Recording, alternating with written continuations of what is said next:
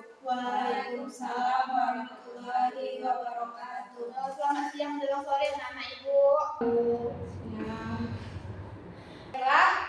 Puji syukur kita kepada Allah Subhanahu wa Ta'ala yang telah melimpahkan rahmatnya kepada kita semua sehingga kita dapat kumpul di kelas kita pada sore siang menjelang sore ini. Baiklah, pada hari ini ibu akan mengecek daftar hadir kalian pada hari ini. Cici Rifani Azmi hadir Bu.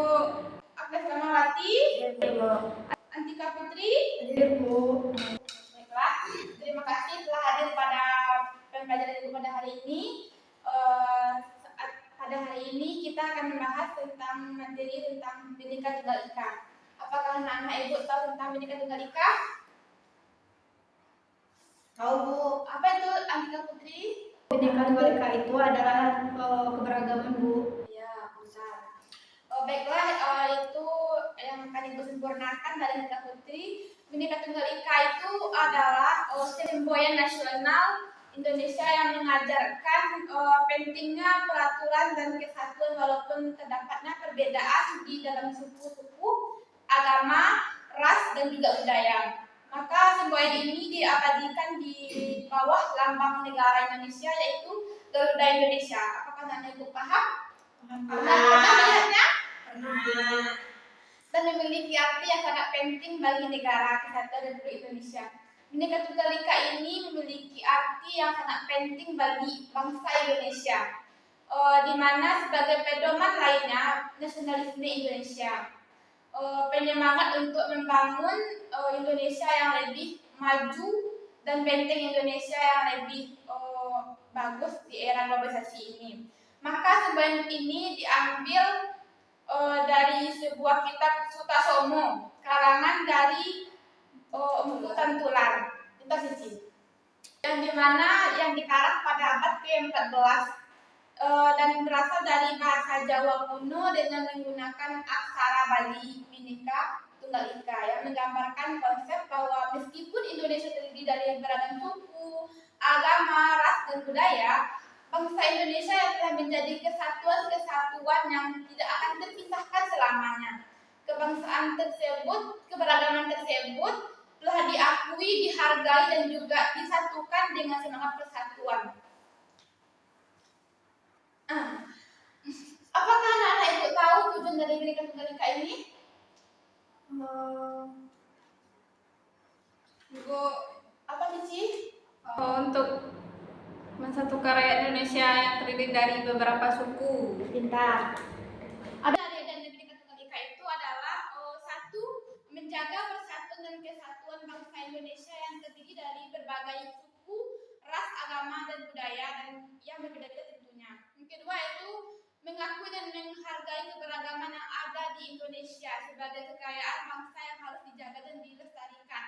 Ketiga yaitu mencegah timbulnya konflik dan perbedaan yang dapat mengancam keutuhan negara kesatuan Republik Indonesia ini yaitu NKRI kita.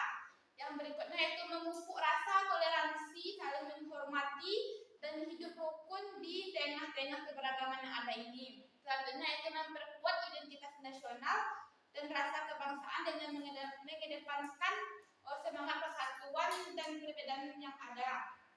Yang selanjutnya itu menciptakan masyarakat Indonesia yang majemuk, demokratis, dan berkeadilan dengan lebih terjamin nilai Pancasilanya. Yang terakhir yaitu membangun kesadaran bersama bahwa asalnya keberagaman ini adalah rahmat dan anugerah bagi yang harus disyukuri, bukan untuk dipecah belahkan. Nah, kita mulai dari kasus yang pertama yaitu yang pertama kali kita tampilkan yaitu pertama itu rasis. Ada yang tahu rasis di sini? Nah, rasis itu adalah terjadi karena perbedaan suku, ras, agama, dan budaya yang ada di Indonesia. Jika tidak dikelola dengan baik, maka dapat memicu gesekan atau konflik. Contohnya seperti pada saat ini adalah konflik antara kampung di Papua yang sering kali terjadi dan dilatar belakangi dengan sengketa tanah adat. Maka dampak dari konflik itu adalah salah satunya menghambat pembangunan dan kemajuan ekonomi di wilayah tersebut dan menurunnya rasa persatuan dan kesatuan bangsa. Gambar selanjutnya yaitu intoleransi dan radikalisme. Ada yang tahu radikalisme? Tidak, Bu. Lanjut. Maka Ibu akan menjelaskan apa itu intoleransi.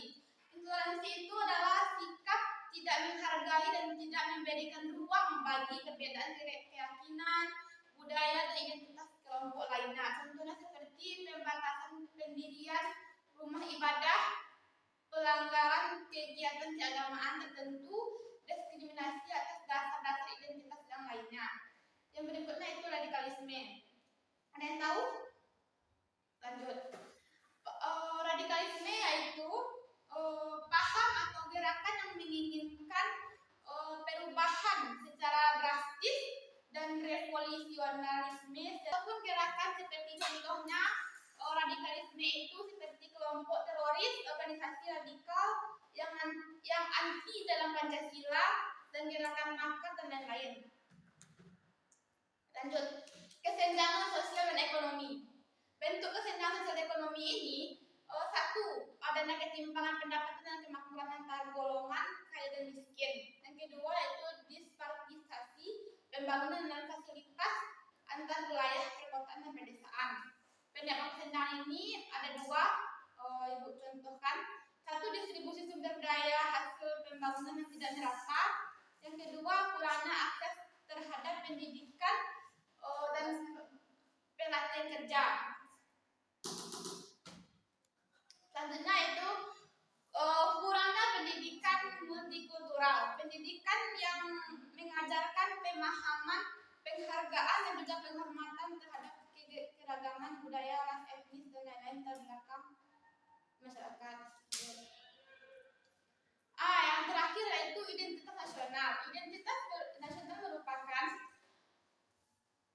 sebuah konsep yang menunjuk pada karakteristik atau ciri-ciri khas menjadi penanda sebuah bangsa atau negara, seperti adanya bendera sebagai lambang negara, bahasa nasional sebagai bahasa resmi, selera budaya, tradisi dan warisan leluhur yang membentuk kekhasan jati diri bangsa. Yang keempat, nilai-nilai leluhur, pandangan hidup dan falsafah yang dianut. Yang kelima itu sistem politik, pemerintahan dan ideologi. Yang keenam adalah karakteristik fisik seperti wilayah geografis, batas teritorial.